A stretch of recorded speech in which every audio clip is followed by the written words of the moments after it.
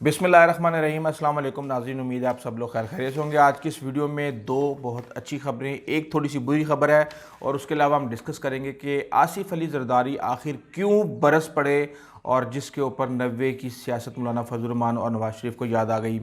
वजूहात क्या थी इख्तलाफात की, और इसके अलावा JUI क्या समझती है कि कौन सी नून लीग और पीपल्स पार्टी की दोगली पॉलिसियां थी जिसकी वजह से PDM तकरीबन टूट चुकी है। मरीम नवाज़ ने इल्ज़ाम लगाया है, इल्ज़ाम क्या लगाया, उन्होंने इशारा किया है और वो अब इस तरफ चल पड़े हैं कि पीपल्स पार्टी और नून लीग दोबारा एक दूसरे के ऊपर इल्ज़ाम लगाएं। काबीना के अंदर रद्दो बदल होने जा रही है, कौन कौन से मिनिस्टर्स नए आएंगे उसके ऊपर भी बात करेंगे। सबसे पहले बात करते हैं कि डॉलर, अल्हम्दुलिल्लाह डॉलर गुज़िश्ता एक साल के अंदर 168 रुपये से 155 रुपये और 20 पैसे पे आ चुका है। तकरीबन 12.5 रुपये एक साल के अंदर कम हुए, जो कि एक बहुत बड़ी पॉजिटिव चेंज है और एक तरह से बेहतरी भी है। लेकिन अब ज़रूरत इमरान खान को यह है कि जिन लोगों ने 155 से 168 पे जाने के बाद लाखों रुपया गाड़ियों की कीमत बढ़ा दी और महंगाई कर दी, उन लोगों को अब कौन समझाएगा कि वो चीज़ें सारी वापस लेके आएँ और इस डॉलर की कीमत के कम होने का रिलीफ आवाम को मिल सके। दूसरी, 10 साल के बाद एक बड़ी खबर, अच्छी खबर आ रही है कि वज़ीर ख़ारजा आज आ रहे हैं कुवैत के, और वो वीज़े जो 2011 से पाकिस्तानियों के लिए बंद हो चुके थे उनके खुलने की बहुत ज़्यादा चांसेस हैं, बल्कि वो खुलने जा रहे हैं। और ना सिर्फ वीज़े खुलने जा रहे हैं बल्कि सेहत और तिजारत के जो लोग हैं, आला हुकाम हैं, वो भी उनके साथ आ रहे हैं, जिसके बाद एक यानी कहा यह जा रहा है कि अच्छे तिजारती मुआहदे होने का भी इम्कान है। बुरी खबर ये है कि कोविड की रोज़ बरोज़ जो पॉजिटिव की रेशो है वो बढ़ती जा रही है। पहले 5% थी, फिर 6% हुई, अब वो 7.8% हो चुकी है और कोविड के 3,495 यानी 3500 केसेस एक दिन में पॉजिटिव आए हैं, जो कि अलार्मिंग है। और कहा ही जा रहा है कि ये अब आने वाले दिनों में ऐसा ऐसा बढ़ेंगे और ये एक हकीकत है कि कोविड के अंदर इजाफा हो चुका है। अब बात करते हैं कि क्या PDM जो आने वाले महीनों में शिद्दत इख्तियार करेगी या वो हुकूमत के लिए कुछ महीने सुकून के हैं। PDM तो क्या मरीम नवाज़ से हम ये एक्सपेक्ट नहीं कर सकते कि वो सुकून से बैठें, ड्रामा कोई ना कोई होता रहेगा। लेकिन PDM की वजूद पर क्या सराहियाँ शुरू हो चुकी हैं, जो कि हुकूमत के लिए एक बेहतर चीज़ है। इसके अलावा एक दूसरे के ऊपर इल्ज़ाम लगा रहे हैं नून लीग और पीपल्स पार्टी, और बातें आगे से आगे पहुंच रही हैं। हाफिज़ हुसैन अहमद कहते हैं जी पीपल्स पार्टी और नून लीग की जो दोगली पॉलिसियां थी वो PDM के टूट फूट की वजूहात बनी। पैसा उन्होंने कहा था पीपल्स पार्टी और नून लीग का था और JUI के वर्कर थे। अब सूरत हाल ये है कि शबान और आगे रमज़ान, इन महीनों में किसी भी सूरत कोई भी तहरीक कामयाब नहीं हो सकती। नून लीग मुल्क से बाहर जाना चाहती थी, जबकि पीपल्स पार्टी अपनी हुकूमत सिंध के अंदर बचाना चाहती थी। और ये दोनों पार्टियां अपने अपने मुकदमात में फ़ायदा हासिल करना चाहते थे, जिसकी वजह से वो इस तहरीक का हिस्सा बने और उन्होंने ये तहरीक को कैश करवाने की कोशिश की। मौलाना फजल रहमान के ऊपर उनकी अपनी पार्टी के अंदर बहुत ज़्यादा प्रेशर आ गया है और तनकीद का वो सामना कर रहे हैं और हुकूमत के ख़िलाफ़ कोई तहरीक कामयाब नहीं होगी। इसी सारे सिनेरियो के अंदर हमने ये देखा कि जैसे ही बरसे हैं जनाब आसिफ अली जरदारी, तो उसी वक्त उनके ऊपर इल्ज़ाम लग गया प्रो इस्टेब्लिशमेंट का, जिस इस्टेब्लिशमेंट के साथ उनकी डील हो गई है। उसके ऊपर ये जो मरियम ने ट्वीट किया है कि सिलेक्टेड इस्तेमाल हो चुका, अब मुतबादिल तैयार किया जा रहा है। ये वो बिलावल की तरफ इशारा कर रही हैं कि जनाब इमरान खान को इस्तेमाल कर लिया गया है, अब पीपल्स पार्टी के साथ डील हो गई है और अगला वज़ीर आज़म बिलावल होगा। तो अब जिसने इस्तेमाल होना था वो हो गया, अब आगे काम चल रहे हैं। लेकिन मैं आपको एक बात बता दूं कि अगर इस मुल्क के अंदर कोई सिविल सुप्रीमेसी की कोई जंग लड़ सकता है तो वो सिर्फ इमरान खान है। करप्ट लोग सिविल सुप्रीमेसी की जंग किसी सूरत भी नहीं लड़ सकते, और अगर विकेट के इस साइड पे भी इमरान खान होंगे तो मेरे ख्याल से वो भी बहुत बेहतर होगा और पॉजिटिव होगा इस मुल्क के लिए।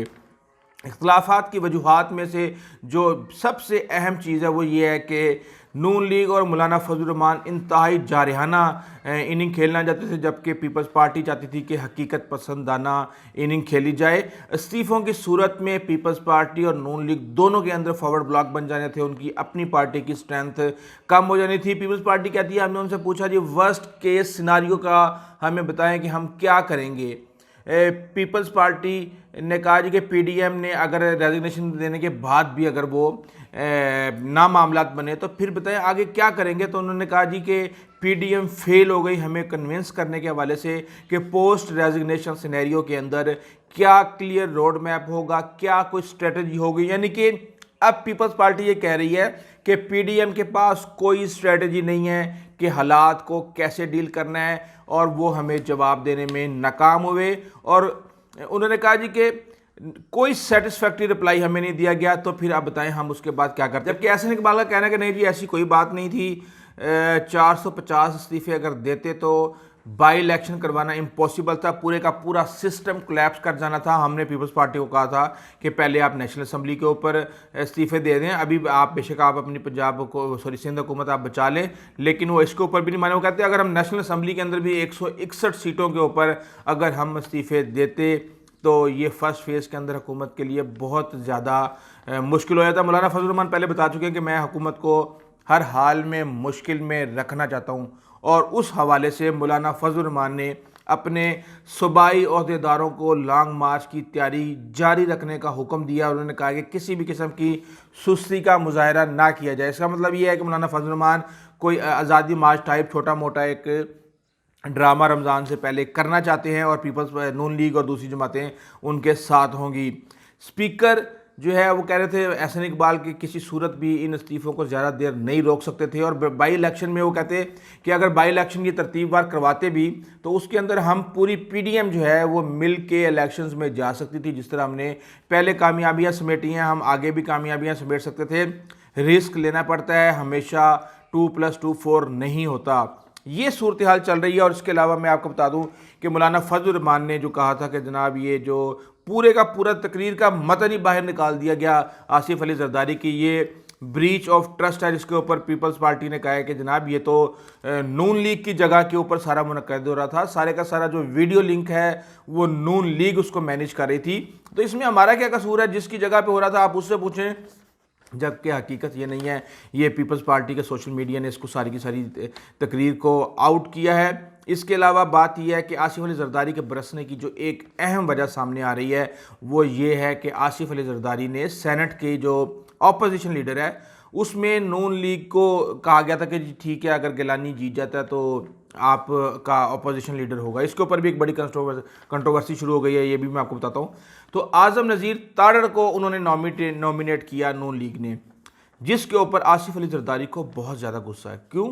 کیونکہ وہ کہتے ہیں کہ جناب یہ جب محترمہ بے نظیر بھٹو شہید ہوئی تھیں تو جو شخص اپوزٹ پارٹی تھی جو کنوکٹ تھا یہ اس کا یہ لائر تھا, اور ہم پیپلز پارٹی محترمہ کے قاتل کے وکیل کو کیسے ووٹ دے کے اپوزیشن لیڈر منتخب کروا سکتے ہیں. اور اس حوالے سے پیپلز پارٹی تو یہ کہتی ہے جی ہم نے یہ کہا تھا کہ ہماری سب سے بڑی ہم جماعت ہیں سینٹ کے اندر, اگر گیلانی جیت گئے تو ٹھیک ہے نون لیگ کا اپوزیشن لیڈر ہوگا, لیکن اگر گیلانی نہ جیتے تو یہ جو سیٹ ہے یہ پیپلز پارٹی لے گی. دوسرا ان کا یہ ہے کہ جناب یہ پہلی دفعہ سینیٹر بن کے آئے ہیں تو پارلیمانی ان کا ایکسپیرینس نہیں ہے. ایک بندہ جس نے پوری اپوزیشن کو کٹھے لے کے چلنا ہے وہ ایک ان ایکسپیرینس جو بندہ ہے اس کو کیسے رکھا جا سکتا ہے, جبکہ شاہد خاقان عباسی کہتے ہیں کہ نہیں جی ایسی وجوہات نہیں تھی, یہ نون لیگ کو مل گیا تھا اپوزیشن لیڈر. بہرحال اب اپوزیشن لیڈر کے اوپر بھی نون لیگ اور پیپلز پارٹی آپس میں لڑائیاں کرنے جا رہے ہیں, جبکہ کابینہ میں رد و بدل میں آپ کو ہر ویڈیو میں بتا رہا ہوں کہ ہونے جا رہی ہے. شبلی فراز نے سینٹ کا الیکشن دوبارہ جیتنے کے بعد ابھی تک حلف نہیں لیا, صرف اس لیے ان کے حلف کو روکا جا رہا ہے تاکہ جو مکمل ایک لسٹ تیار کر لی جائے اس کے بعد ساروں کو چینج کیا جائے. فیصل واڈا جو ہیں وہ حلف لیں گے وزیر کا. اس کے علاوہ کہا یہ جا رہا ہے کہ جناب بیرسٹر علی ظفر جو ہیں ان کو شاید وزیر قانون بنا دیا جائے, اور بھی کافی نئے چہرے ہمیں دیکھنے کے ملیں گے. اس حوالے سے جو بھی لیٹسٹ اپڈیٹ ہوگی انشاءاللہ ہم آپ کو دیتے رہیں گے. جب تک کے لیے اجازت دیجیے, اللہ حافظ.